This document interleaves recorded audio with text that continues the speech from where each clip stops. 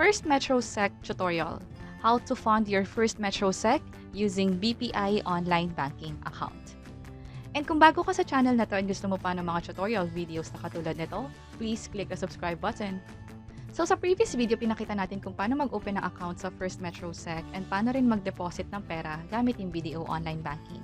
And pinakita namin yung step-by-step tutorial guide dito sa video na to. You may click this link sa taas if you want to check that video.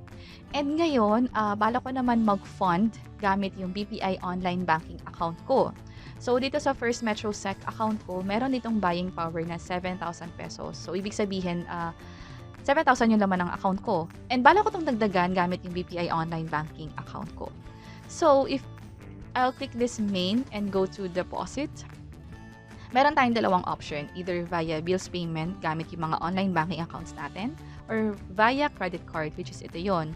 And based dito sa mga charges, mas marami yung charge kapag ginamit natin is debit card or credit card, either 40 pesos or 3.4% per transaction. Yun ay kung via credit or debit card. Pero for this tutorial, hindi yan yung itatry natin. Instead, doon tayo sa libre, which is dito sa BPI Online Banking and wala siyang transaction fee as mentioned here. So aside sa BPI, meron pang iba't ibang options dito like Metro Bank, PS Bank, Land Bank, Coins.ph, and GCash. So mga succeeding videos, i-explore natin yan kung paano mag-withdraw, kung paano mag-purchase or bumili ng equities gamit yung First Metro Sec. So subscribe na rin kayo para mag-updated kayo sa mga succeeding videos na ipapublish pa namin. So now, let's proceed and mag-fund na tayo dito sa First Metro Sec gamit yung BPI Online Banking account.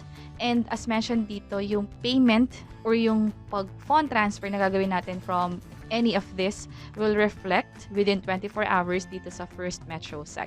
And may karagdagan pa rito na kung ang ginamit mo naman is Metro Bank funding, within 30 minutes pwede siyang mag-reflect. And also, pwede rin tayo mag-schedule ng monthly or quarterly deposit or funding gamit yung mga online bankings natin. So, madali lang itong gawin sa mga online banking facilities na meron dito. So, let's proceed and mag-transfer na tayo. So, andito na yung BPI Online Banking account na website. Andito ako sa online.bpi.com.ph and mag-login ako gamit yung username and password ko. And pag pinlik ko tong payments and load, piliin ko muna kung saan manggagaling yung pambayad. And then, let's say, mag-transfer tayo ng 5,000.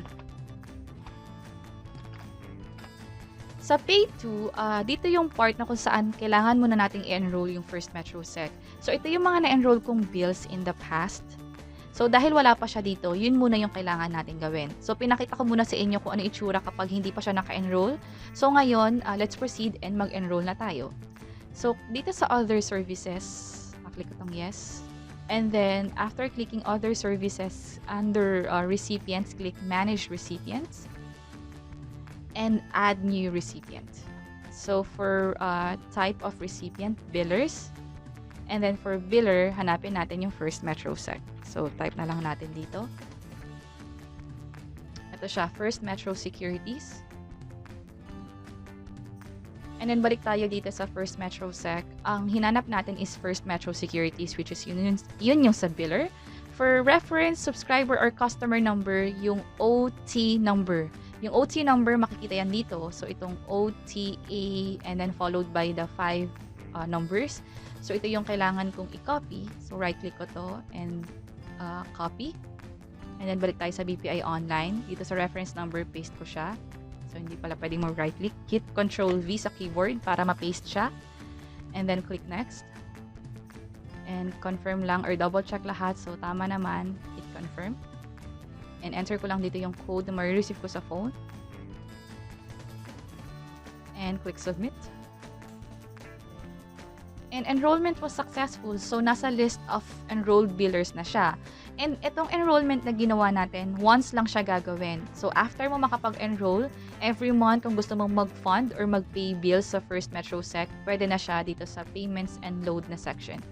So, click natin to. And then, ulitin lang natin yung ginawa natin kanina. For step 1, piliin ko yung source account. And then, amount to pay is, enter ko dito is 10,000 pesos. And then, this time, hanapin ko na dito yung First Metro Sec. So, ito siya. FMSBC. And ito yung OT number ko. And frequency. Ito yung sinasabi na pwede kang mag-schedule. So, Kung one-time deposit lang ang gagawin mo for now, pwede mong iset to as now. Pero kung gusto mo siyang monthly or quarterly, pwede naman. Like for this one, and then start date kung kailan, let's say, every Feb 15. And the number of payments, siguro for the next 5 months, starting Feb 15, mag-automatic transfer ng 10,000 pesos from BPI to First Metrosec. So, ganun yung mangyayari pag scheduled. Ang gagawin ko is, gusto ko mag-reflect siya as soon as possible and one time lang muna. So, pinalitan ko na siya sa now. And then for notes, optional lang naman to. So, okay lang na i-leave natin to as blank. So, hindi ko na siya lalagyan ng info. And then, click ko na yung next na button. And then for step 2, kailangan lang i-confirm kung tama yung in-enter nating details. Especially yung OTA number. Make sure na tama yung in-enter nyo dito para hindi kayo magkamali ng account na pagkapasahan ng pera. So sa akin tama naman siya. So I can proceed na and click confirm. And then i-accept or i-approve ko lang to sa online account ko. So ito yung cellphone ko. And enter ko lang yung PIN code ko.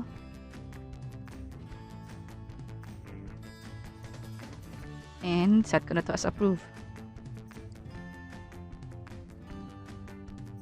And ito na, bills payment was successful. So, nag-transfer tayo or nag-fund tayo ng pera sa First Metro Sec gamit yung BPI Online at 10 a.m. in the morning.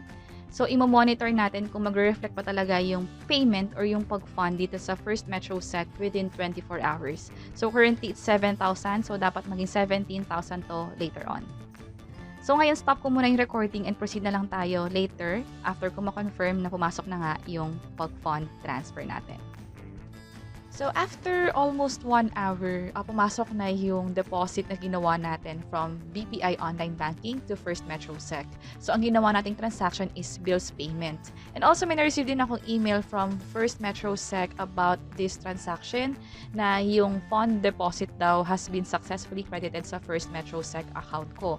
Walang nakalagay dito kung magkano yung amount and kung saan nagaling na platform. Kung BDO ba, BPI ba, or kung ano pa yan. Pero at least, after 1 hour, pumasok na agad yung deposit na ginawa natin. And take note lang din pala na kung mapapansin ninyo, sa First Metro Sec, nagbago na yung itsura niya. Kanina, ganito pa yung itsura niya. Ngayon, ganito na. So, biglang nagbago yung features. So, isa to sa mga improvement na or modification or enhancement na din na ginagawa ni First Metro Sec sa platform nila. And balik lang ako dito sa email ulit. Gumawa kasi ako ng fund transfer from BDO to First Metro Sec. And doon, hindi ako naka-receive ng email na katulad nito. Instead, nakita ko na lang sa First Metro Sec na pumasok na nga yung balance na tinransfer ko from BDO Online Banking to First Metro Sec. So, hindi ko sure kung dahil ba BDO kaya hindi ako naka-receive ng email or dahil ba ginawa ko siya ng madaling araw kaya hindi ako naka-receive ng email. Dito kasi sa email na na-receive ko, ginawa ko siya via BPI Online Banking and ginawa ko rin siya ng 10 o'clock. So, within normal business hours yon. Yung sa BDO, ginawa ko siya ng, I think, 1 a.m. Madaling araw yon, so labas ng business hours. So yun lang, sana nakatulong tong video na to. Please let us know by clicking the like button. And kung may naisip kayong questions or topics na tingin nyo pwede namin i-share online, please let us know by providing a comment below. And ito pa yung mga next videos about First Metro Sec. Gumawa kami ng playlist. Pwede kayong mamili sa mga videos na to kung ano yung gusto nyo pang matutunan about First Metro Sec. And also meron din kaming playlist about eToro. Kung gusto nyo mag-invest internationally, pwede rin yan. Gumawa rin kami ng playlist for tutorial about eToro.